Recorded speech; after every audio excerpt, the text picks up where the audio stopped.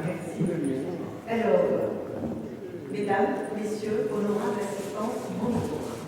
Alors, j'éprouve beaucoup de joie d'être aujourd'hui parmi vous et remercie en cela les organisateurs et les organisatrices de ce colloque qui portant sur la diplomatie sportive entre le passé et le présent. Sous l'égide, bien sûr, du laboratoire des sciences sociales au sport, qu'elle vient de me mentionner, dont il m'a eu l'honneur, justement, d'être la première directrice de ce laboratoire et souhaite beaucoup de réussite à mes successeurs. Alors, comme vous le remarquez, اعتدنا على استعمال اللغة الأجنبية في هذه المداخلة نظرا لطبيعة في هذا الموضوع لتطوير المراجع المتعلقة باللغة الأجنبية, notamment la question du genre, etc. Donc, sans trop tarder, je vais commencer à vous parler de ces ambassadrices qui ont honoré l'Algérie avec des titres honorifiques qui vont vibrer le drapeau algérien, donc en tant que diplomate algérienne par le sport. Alors, la mise en relation de la diplomatie avec le sport nous amène ici à parler de la diplomatie sportive. Alors, de là, deux questions que vous voyez, bien sûr, qui vont structurer justement le contenu de notre intervention. Elles se présentent comme suit. Alors, premièrement, je pose la question, quels sont les traits définitionnels qui caractérisent la diplomatie sportive? Et deuxièmement, quel est le niveau de représentativité de l'élite féminine algérienne dans le cadre des grands événements sportifs internationaux, c'est-à-dire les Jeux Olympiques. Alors, revenons à la première question. La diplomatie sportive ici fait référence au pouvoir du sport. Donc, de rapprocher les peuples, les nations et les communautés grâce à un amour partagé pour le sport. Donc, elle consiste à faire du sport un outil de coopération avec les pays partenaires, et cela par le renforcement de la bonne gouvernance dans le sport et le développement du sport de haut niveau et par le soutien à des politiques d'inclusion, de lutte contre les discriminations et de réinsertion par le sport. Passons maintenant à la deuxième question. Donc il est bon de souligner que l'inclusion officielle de la femme, d'une manière générale, dans le sport moderne, n'a pas été une chose facile. Et cela pour diverses raisons. Certaines découlant, bien entendu, des caractéristiques propres au sport et d'autres issues de la place de la femme dans la société. Alors, ce programme date du temps de Coubertin, lui-même promoteur des Jeux Olympiques modernes, qui essaya à maintes reprises d'obtenir l'exclusion des femmes aux Jeux Olympiques. Alors, bien sûr, en soutenant sans réserve que les compétitions féminines ne fournissaient pas un beau spectacle pour la foule réunie à Olympie et que le rôle des femmes devrait essentiellement se limiter au couronnement des vainqueurs. Donc, elles pouvaient être admises à la rigueur comme spectatrices, mais pas en tant qu'actrices. Pour lui, l'Olympiade femelle, comme vous le remarquez sur l'image, sur le slide, serait non pratique, inintéressante, inesthétique et incorrecte.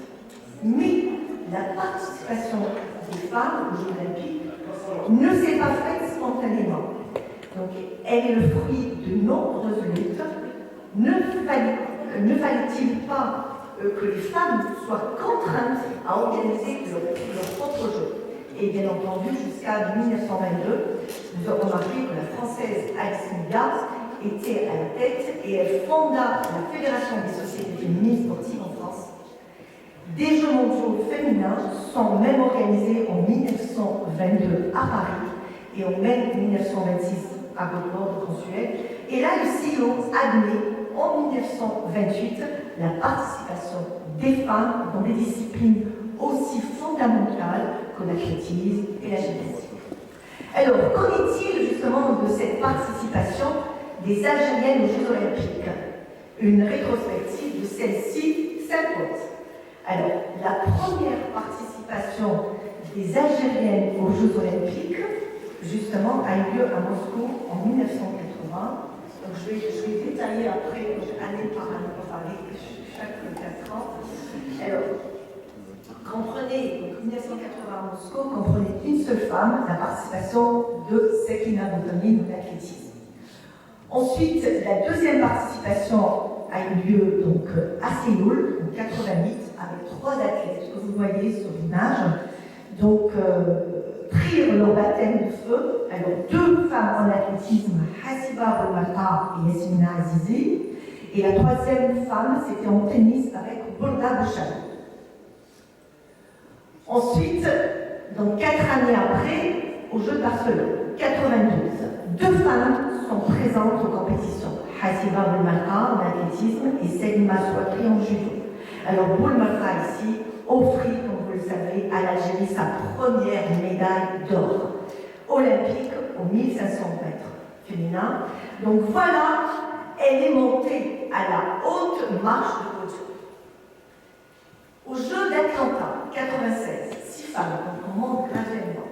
Boulmata, Damida, Aziz Yasmina, pour l'athlétisme, Morzine et Souakri en judo et Sakri en escrime.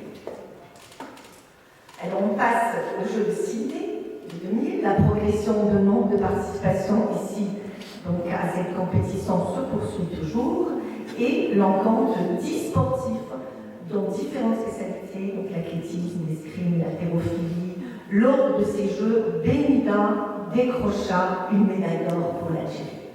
Dommage, je l'ai aperçu tout à l'heure, je ne la vois plus.